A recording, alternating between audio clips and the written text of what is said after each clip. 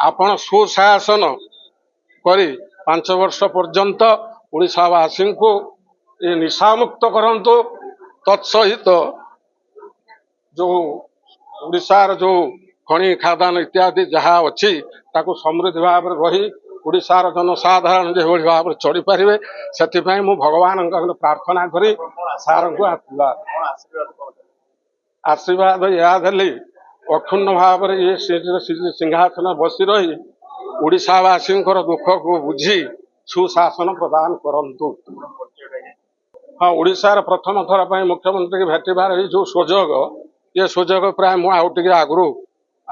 से आलोचना करूली ये प्रकार कहीं मत सुविधा हो नाला आज जो ना भेटी तो ये आम नवीन पट्टनायक को भेटी जो ये थे आम विजु पट्टनायक थे से देखा कर विश्वभूषण हरिचंदन थे से सब जो मैंने सब थे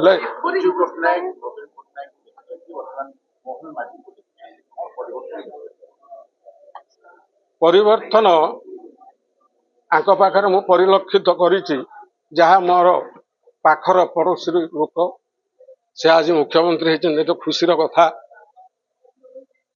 आंकर जो साहन माने साहसिक गुण लोक मान को सेवा करिबा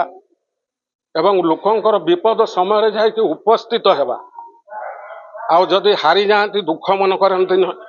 जदि जीति जाती से अति आनंदित हुअंती नहीं। मोबाइल फोन और सांगसाथी आपण पिलाटीर पाठपढ़ा और कैरियर को प्रभावित करुछि कि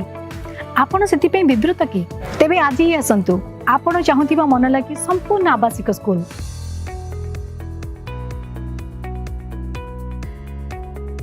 TSG गुरुकुल गोठपाटण भुवनेश्वर।